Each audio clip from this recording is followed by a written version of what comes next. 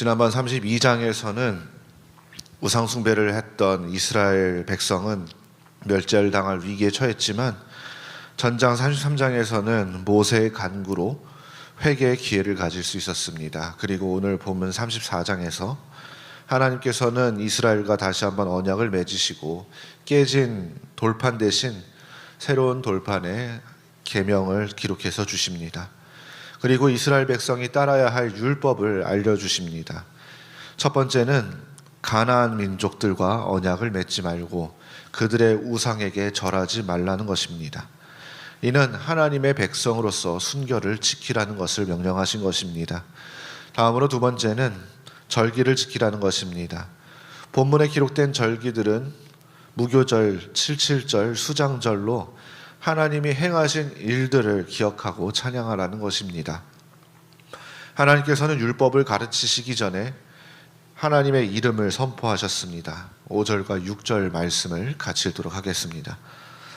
여호와께서 구름 가운데 강림하사 그와 함께 거기 서서 여호와의 이름을 선포하실세 여호와께서 그의 앞으로 지나가시며 선포하시되 여호와라 여호와라 자비롭고 은혜롭고 노하기를 더디하고 인자와 진실이 많은 하나님이라. 하나님께서는 이처럼 전능하신 하나님을 밝히시고 그 존귀하신 분이 자비롭고 은혜로우시며 노하기를 더디하시고 인자와 진실이 많으시다고 선포하셨습니다.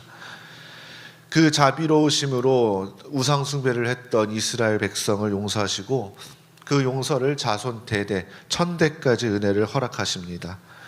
그런데 7절 말씀을 보시면 죄를 용서하시지만 그 벌을 면제하지 않으신다고 말씀하십니다. 7절 말씀 같이 읽도록 하겠습니다. 인자를 천대까지 베풀며 악과 과실과 죄를 용서하리라. 그러나 벌을 면제하지는 아니하고 아버지의 악행을 자손 3, 4대까지 보응하리라.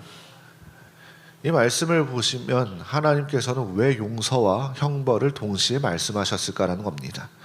이 구절을 이해하기 위해서는 히브리서 내용을 잠깐 살펴봐야 되는데 히브리서 10장 11절 말씀을 잠깐 알려드리면 제사장마다 매일 서서 섬기며 자주 같은 제사를 드리되 이 제사는 언제나 죄를 없게 하지 못하거니와라고 이렇게 기록되어 있습니다. 하나님께서 그들의 죄를 용서하셨지만 그들은 여전히 목이 곧은 백성이었다는 것입니다.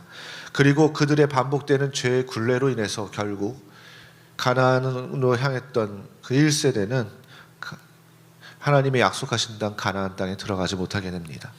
이는 구약의 속죄제가 죄를 완전히 없애지 못했음을 알려주는 것입니다. 그러나 우리는 어떻습니까? 우리의 죄악은 용서를 받았고 형벌도 남아있지 않습니다. 왜냐하면 우리는 구약의 제사로 속죄받은 것이 아니고 십자가의 완전한 제사로 인해서 속죄를 받았기 때문입니다. 우리는 그리스도를 통한 새 언약으로 인해서 언약의 백성이 되었습니다. 그런데 구약 시대와 차이점이 있다면 이 언약은 율법으로 이루어진 것이 아니라 십자가에 달리신 예수 그리스도에 대한 믿음을 기반으로 우리가 언약을 받은 것입니다.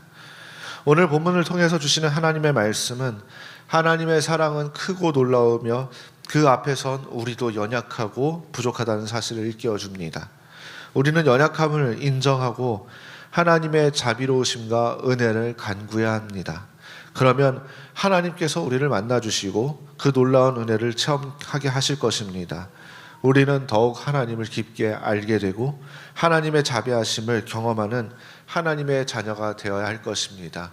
오늘 주신 말씀을 통해서 다시 한번 하나님의 놀라우신 사랑을 기억하시고 하나님께서 우리를 인도하시며 우리를 붙잡고 인도하신다는 그 사실을 다시 한번 우리의 믿음으로 고백하시고 주님을 바라보시는 저와 성도님들 되시기를 주님의 이름으로 소망합니다. 오늘 주신 말씀 기억하시면서 함께 기도하시겠습니다.